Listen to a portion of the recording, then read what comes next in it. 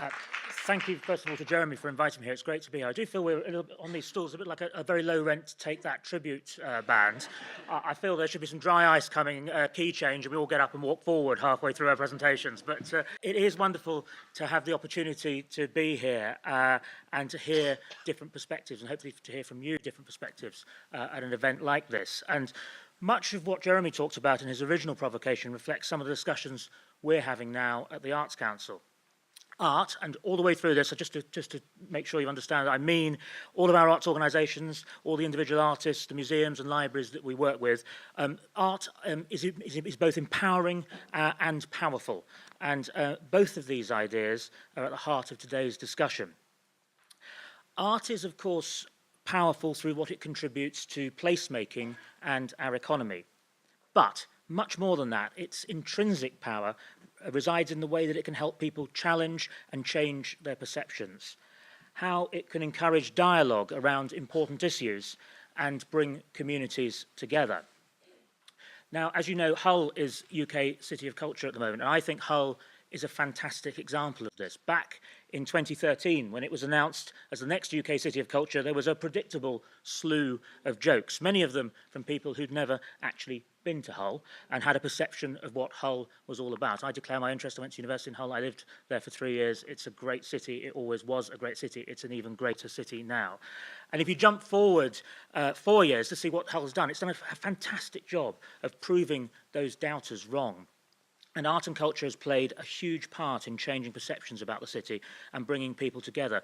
A set of numbers which I heard this week, 66% of people who come from Hull enjoyed a cultural experience in the first 6 weeks of the City of Culture. 342,000 people went onto the streets of Hull and saw the We Are Hull exhibition. There are only 250,000 people who live there. So, you know, that is an amazing set of numbers. And at the Arts Council, we've been at Hull from the start of its amazing journey. We made some of the first investments in the Fruit Market, an art gallery there that has now changed into a very, very vibrant artist-led community where people are wanting to live and work. And it's great to see how that hard work by people right across the city, including a very, very strong local authority, has made real dividends in people's lives. But we've also seen changes in what art can do in other places around the country: Folkestone, Milton Keynes, Great Yarmouth.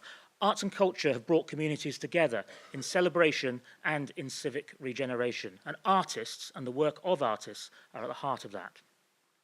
Art is also empowering for what it can do for our education, for our health and well-being, for our personal development, and for our understanding of others. It liberates our voices and it inspires us to think creatively about life, about its challenges, and also about its possibilities. It helps us to be inventive and to ask the question, what if, and to think, how could we? There's a growing interest in the ways that involvement with art and culture improves well-being. We know that people who have art and culture in their lives live happy and healthy lives. In Brighton, New Note Orchestra harnesses the power of music to help people in recovery from alcohol and drug addiction. It's the first recovery orchestra in the world. And the New Note Orchestra embraces people of all abilities to jam, compose and perform music, helping them to learn new skills, increase confidence and reduce isolation.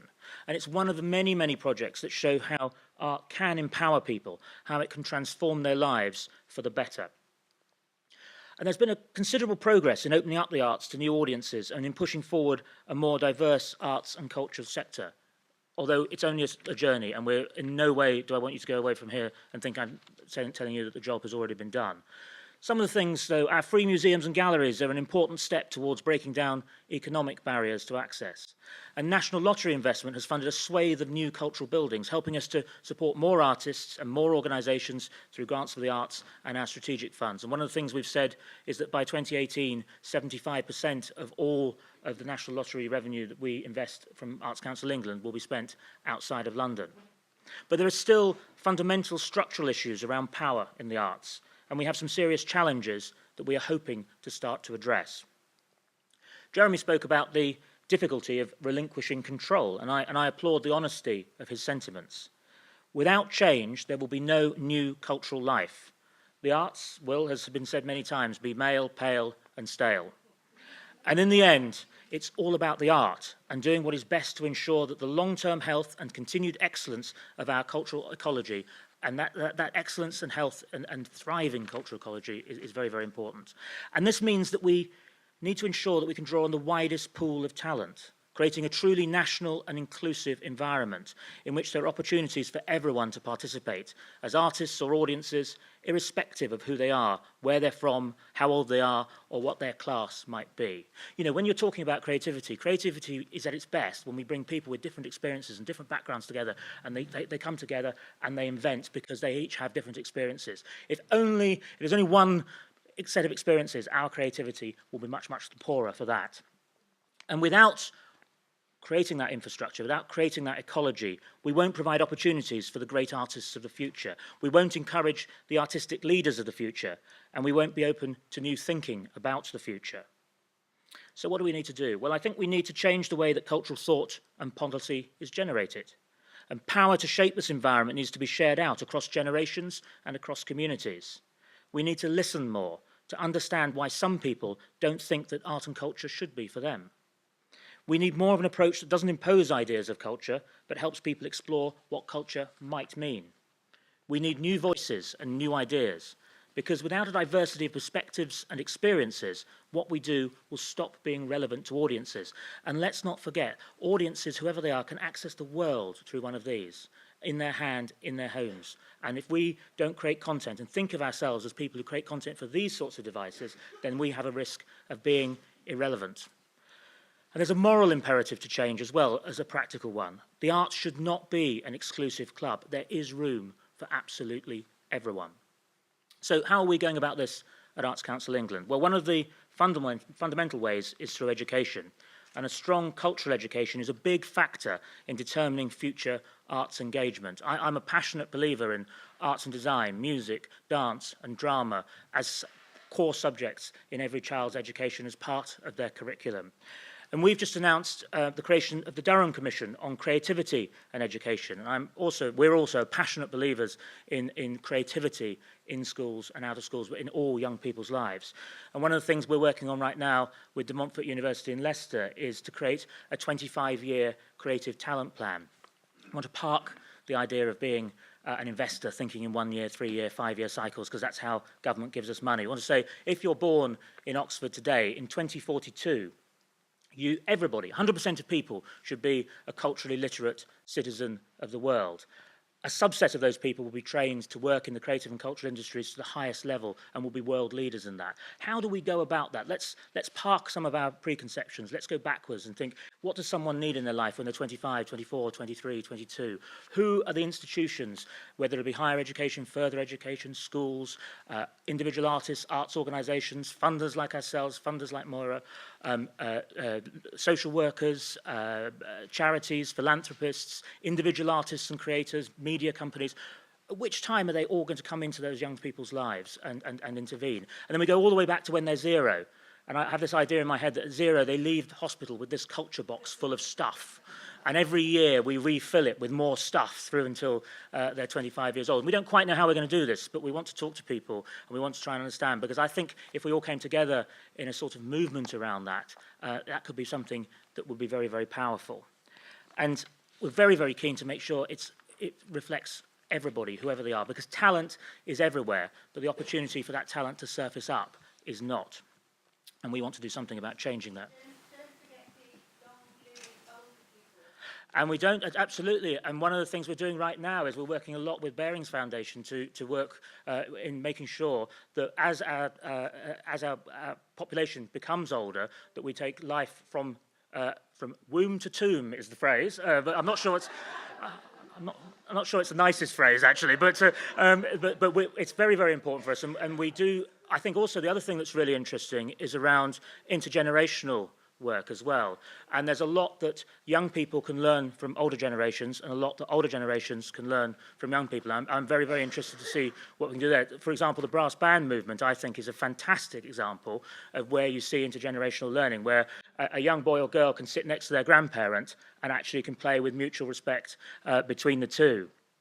And one of the other things we're working on is promoting a more joined-up approach to arts engagement through the Cultural Education Challenge, which brings together art and cultural organisations, educational institutions and local authorities.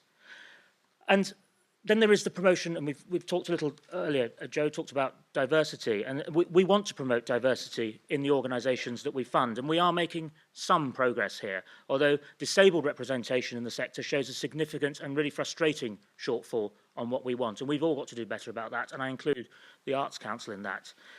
We've invested considerably in promoting diversity, which means breaking down barriers of race, gender, disability, sexuality, age, class, and socioeconomic disadvantage. And we're going into new places and thinking differently about how we fund this with our Creative People and Places programme, where we're actually asking people in places of low engagement to curate more. So we're not sitting behind a desk in London and telling them what they ought to have. We're asking them what they want, we're showing them what they could have, and they're part of a democratic process of deciding that. And we believe that we've made a powerful argument for change through the creative case for diversity, which highlights the opportunities that diversity offers, from artistic innovation to new income streams. And I hope and we believe that the creative case is promoting a sea change in thinking, so that diversity will eventually no longer be seen as an ask, and instead it will be an essential part of the process. Personally, I want to make it unremarkable, in the sense of we no longer talk about it because it just happens. Everything that we see is reflective of the streets of England in the 21st century. But we do accept that to get long-term real change, we will have to have change at the top. We need a more diverse leadership. And we're working on this through programmes like Changemakers, which supports training placements for the next generation of leaders from the disabled and black and minority ethnic communities. But we need organisations to do more. We need them to refresh their leadership at senior levels. We need them to assure that their boards are properly representative and that they have succession planning in place. So these are some of the steps we're taking to help people along that journey of changing the way that they think. And as the National Development Agency for Arts and Culture, we should take the lead and we should step up to the mark. But we can't do it alone. We have to work with our partners right across the sector. And I think that the key to change is to embrace the excitement of what is happening and to relish the enjoyment of being involved at a time of great and significant change. And this is a time of uncertainty in many ways, and I understand that change can be painful and a bit scary as well, but it will come whether we accept it or not. And the alternative will be an arts and culture sector that is bypassed and irrelevant. And we need to be on the right side of change, working with change makers. And in the end, we will all gain a rejuvenated arts and cultural world. Thank you for listening.